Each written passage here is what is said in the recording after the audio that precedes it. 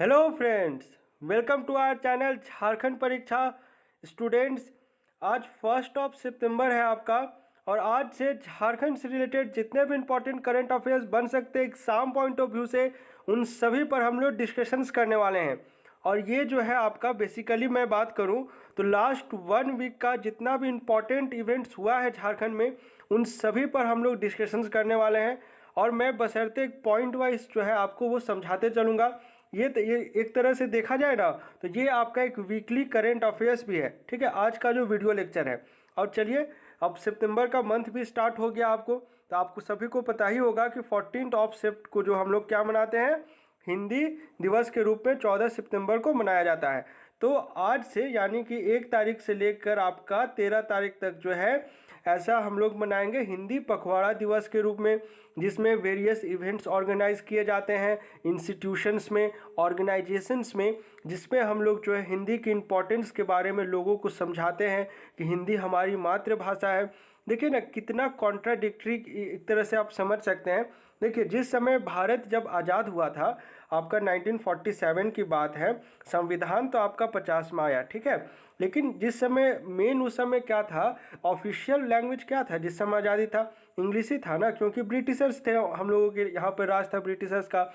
तो इंग्लिश से क्या था उस समय डिसाइड किया गया 1950 में कि ठीक है, हम लोग क्या करते हैं 15 साल तक में, यानी 1965 तक में जो है इंग्लिश को चलने देते हैं ऐसा ऑफिशियल लैंग्वेज। इसके बाद हम लोग जो है हिंदी को ले आएंगे अपना।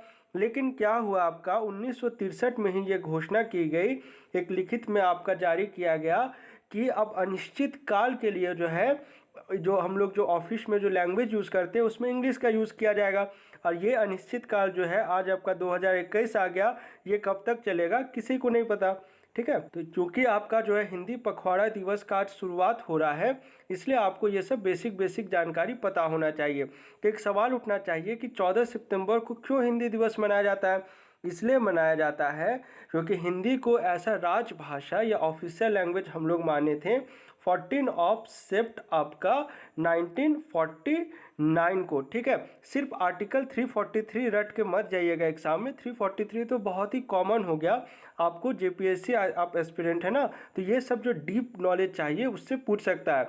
लेकिन जो ये हिंदी दिवस या हिंदी पखवाड़ा मनाने का जो शुरुआत होता है, ये आपका 1949 से नहीं होता है, ये आपका होता है 1953 से। पहली बार मनाया गया था ये जो आपका पखवाड़ा हो गया और हिंदी दिवस, और तब से लेकर आज तक ये मनाया जा रहा है। यानी अगर ट्रेंड सेटिंग की बात की जाए तो ये आपका 1953 से किया गया। उम्मीद करते हैं ये थोड़ा सा इन्फॉर्मेशन आपको इम्पोर्टेंट लगा होगा, यानी ठीक लगा होगा। चलिए स्टार्ट करते हैं।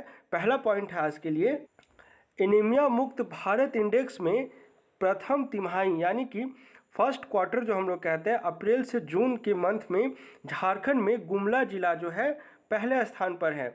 और ये इन्फॉर्मेशन जो है आपका गुमला के उपायुक्त शिशिर कुमार सिन्हा के द्वारा उपलब्ध कराई गई है।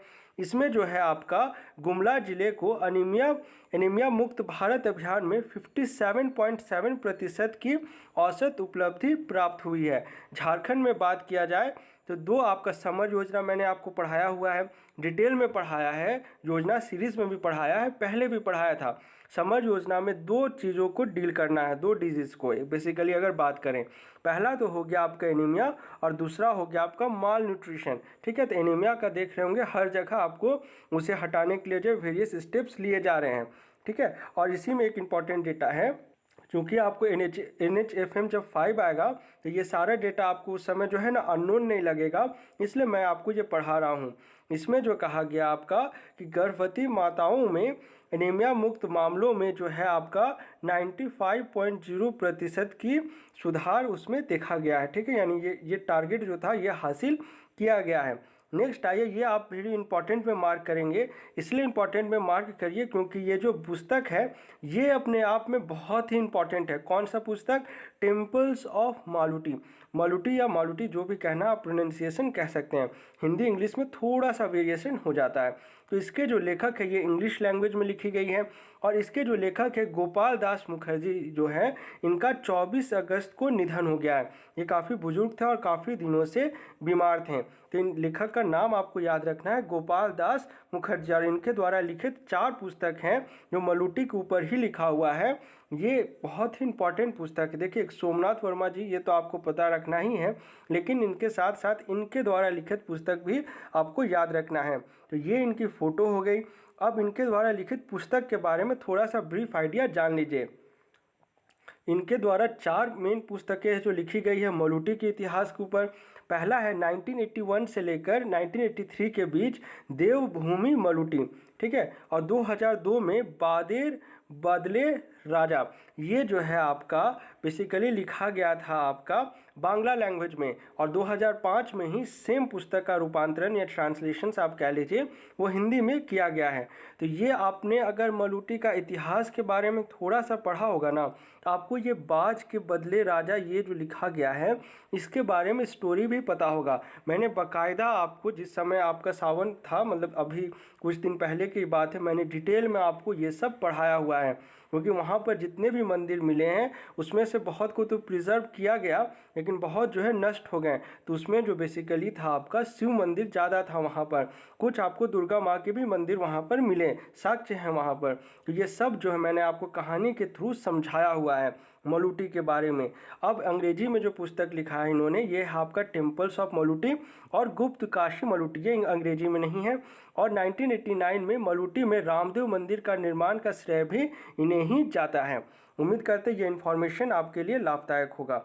यहाँ पे मैंने डिटेल में लिखा है कि किस प्रकार से इन्होंने जो है नेशनल लेवल पर मलुटी को फेमस किया, क्योंकि देखिए जब तक टेलीविज़न में ये आपका टेलीकास्ट नहीं होगा तब तक पूरे भारत देश में जो है इसकी प्रख्याता के बारे में लोगों को पता नहीं चलेगा। तो दूरदर्शन में इसे जो है टेलीकास्ट सुरभि नाम करके एक आपका शो आया था, उस पर इसे टेलीकास्ट किया गया था, जिसका श्रेय भी इन्हीं को जाता है। ठीक है, चलिए थर्ड पॉइंट में आइए, इसे भी आप इंपॉर्टेंट में मार्क करेंगे। देखिए, सबसे बड़ा बौद्ध स्तूप जो बन रहा है आप सभी को पता होगा कि इटखोरी में बन रहा है, लेकिन एक एडिशन इसमें किया गया है उसी प्लान के तहत, जिस पर्यटन प्लान जो या फिर सैंक्शनिंग कह लीजिए, जिसके तहत जो आपका सबसे बड़ा बौद्ध स्तूप जो बनाया जाएगा, उसी के तहत जो है आपका शायद याद नहीं, इंडिका करके कुछ आपका एक ऑर्गेनाइजेशन है जिसको ये जिम्मा दिया गया कि इसमें जो है माँ भद्रकाली जो कि आपका इटखोरी में है, इसी मंदिर परिसर में विश्व का सबसे ऊंचा प्रेयर व्हील बनाया जाएगा। ठीक है ना, यहाँ पर देखिएगा विश्व का सबसे ऊंचा प्रेयर व्हील। तो एक आप पहले से पढ़ते आ रहे हैं बौद्ध स्तूप, ये आपका दूसरा हो गया। ये आपका जो है डेमोन्स्ट्रेटिव फोटो है या इमेज है जो जारी की गई है। यहाँ पर आप देख सकते हैं, ये तो आपकी मंदिर की फ़ोटो हो गई, और ये जो है आपका प्रोपोज्ड मॉडल हो गया। अब जो भी इम्पोर्टेंट है इस एग्ज़ाम से रिलेटेड उसे हम लोग देख लेते हैं।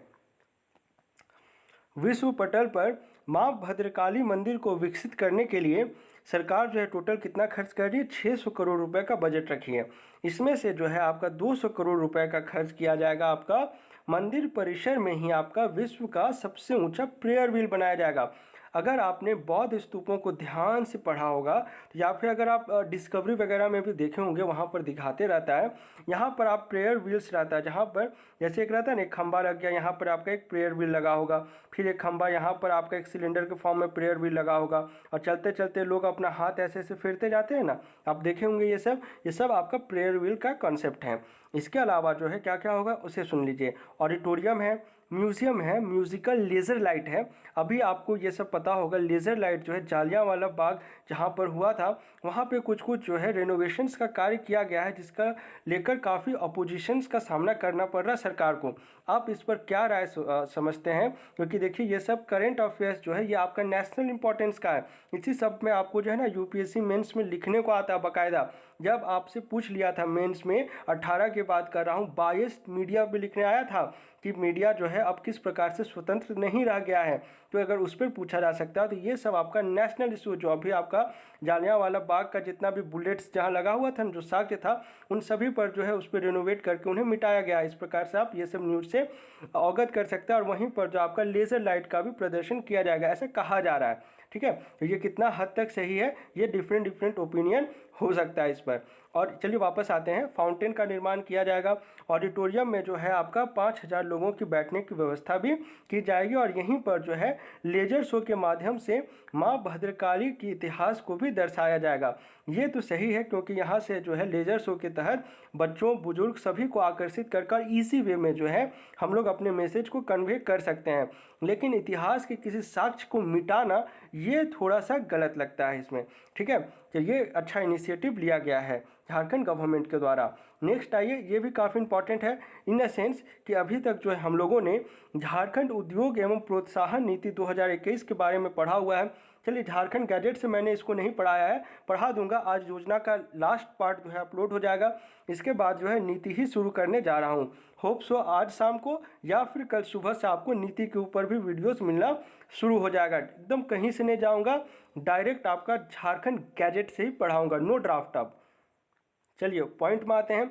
28 अगस्त को जो है न्यू दिल्ली में आयोजित निवेशक सम्मेलन में मुख्यमंत्री हेमंत सोरेन के द्वारा झारखंड उद्योग एवं प्रोत्साहन नीति 2021 को लॉन्च किया गया है। लॉन्चिंग की डेट पता होनी चाहिए, 28 अगस्त। अब देखिए, एक हम लोग पढ़े थे मोमेंटम झारखंड के बारे में, उसकी क्या दुर्दशा हुई, उसकी क्या करंट अपडेशन है, कितनी कंपनियों ने रोल आउट किया या रोल बैक कह लीजिए, ये सभी पर मैंने एक सेपरेट वीडियो भी बनाकर आपको समझाया था। अब होप सो कि ये जो है नीति, इसमें काफ़ी अच्छे इंसेंटिव्स हैं। अगर सक्सेसफुल रहता है तो झारखंड के लिए बहुत अच्छे पार्क्स डेवलप हो पाएंगे। फार्मा पार्क हो गया, इंडस्ट्रियल पार्क्स हो गया आपका, फिर डिजिटाइजेशन सेक्टर में हो गया आपका, चिप वाला होता है ना, मैन्युफैक्चरिंग चिप्स वाला पार्क हो गया। काफ़ी इंपॉर्टेंट इसमें क्या बोलेंगे इंक्लूजन्स किए गए हैं। तो पहला पॉइंट, अब कौन कौन से कंपनी अभी फर्स्ट स्टेज में जिन्होंने निवेश करने में अपने हामी भरी है, उसमें आप समझ लीजिए टाटा स्टील है 3,000 करोड़। फिर उसके बाद आ गया आपका डालमिया भारत ग्रुप है, ये 758 करोड़। ये बेसिकली अपना जाएगा सॉलिड वेस्ट मैनेजमेंट और सीमेंट, ये दोनों इंटर रिलेटेड ही होता है क्योंकि एक का रॉ मटेरियल जो है दूसरे के लिए बाय प्रोडक्ट हो जाता है। मैंने आपको गोड्डा में सीमेंट फैक्ट्री के एस्टेब्लिशमेंट में पढ़ाया है ना, ये सब इंटर रिलेटेड एक दूसरे से। अब नेक्स्ट आइए, 2 हो गया आपका। उसके बाद यहाँ पर आइए, एक सेकेंड, हाँ ठीक है, यहाँ पर आप आ जाइए। 1900 करोड़ का आधुनिक पावर। उसके बाद सेल का है आपका 4,000 करोड़। उसके बाद है आपका प्रेम रबर वर्क्स, इसका है 50 करोड़ का इन्वेस्टमेंट। और ये जो है बेसिकली इन्वेस्ट करेगा लेदर पार्क। लेदर पार्क कहाँ पर बन रहा है, मैंने आपको बार बार याद कराया है, धनबाद, गलती नहीं करना। प्लास्टिक पार्क देवीपुर, जो कि आपका देवघर में पड़ता है। फुटवेयर ये ऑब्वियस है ना, फुटवेयर आपका लेदर रिलेटेड होगा।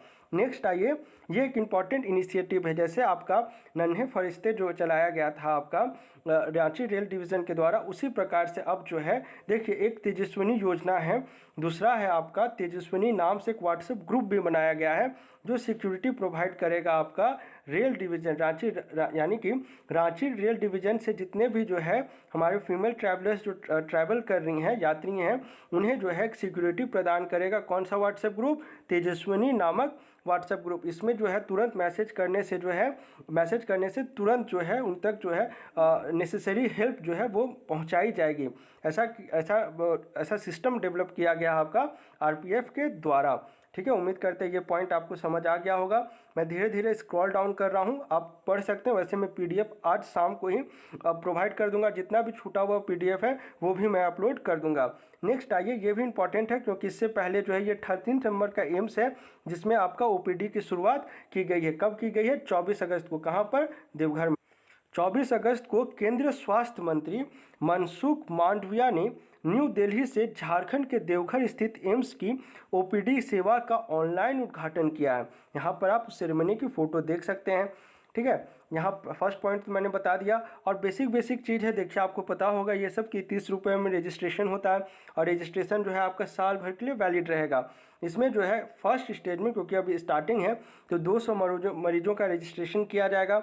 और इसमें जो है टोटल 22 जो प्रोपोस्ट है आपका या फंक्शनल कह लीजिए, उसमें ये 13 नंबर का है जहाँ पर ओपीडी की शुरुआत की गई है। अब आइए प्रसादम योजना। ये योजना जो है ये आपका भारतीय डाक विभाग के द्वारा शुरू किया गया है और इसमें जो है अभी तक दो मंदिरों को जोड़ा गया है जो कि झारखंड से है। इनमें आपका पहला तो हो गया बाबा बैद्यनाथ धाम देवघर से है। देवघर का पेड़ा को भी जीआई टैग के लिए नाम भेजा गया, मिला नहीं है, भेजा गया अभी तक। कहाँ? चेन्नई। रजरप्पा के छिन्नमस्तिका मंदिर, यानी दो, एक ये हो गया, एक ये दो। यहाँ पर जो है आपका प्रसादम योजना की शुरुआत की गई है। इसमें क्या है आपका, श्रद्धालु जो है एक जो होता है ना कि प्रसाद जो है यहाँ से मंगवा सकते हैं डाक सेवा का यूज़ करके। यहाँ पर मैंने पूरा डिटेल में लिखा हुआ है, ठीक है। नेक्स्ट आइए, मूरी सेक्शन में जो है आपका ऑटोमेटिक ट्रेन एग्जामिनेशन सिस्टम या एटीएस लगाया गया है। यहाँ पर ऐसा इंपॉर्टेंट नहीं है, आप बस इतना जान लीजिए कि ऑटोमेटिक ट्रेन एग्जामिनेशन सिस्टम जो है ये आपका मूरी जंक्शन में लगाया गया है। यहाँ पर क्या होगा, अगर कुछ भी खराबी होती है ट्रेन में, जैसे आपका दो पटरी के बीच में गैप हो गया पटरी के बीच में, तो ये जो है तुरंत सूचित कर देगा और ट्रेन को ये यहाँ ये लाइन क्रॉस करने से पहले, यहाँ पे सिग्नल होता है ना, इसे क्रॉस करने से पहले बोल देगा कि तुम रुक जाओ, अभी क्रॉस नहीं करना है, क्योंकि ये आपका डिजिटाइज्ड वे में काम करेगा सेंसर की मदद से, ठीक है। चलिए, उम्मीद करते हैं आज का वीडियो लेक्चर आपको अच्छा लगा होगा। मिलते हैं झारखंड के अगले वीडियो लेक्चर में। Thanks for watching this video.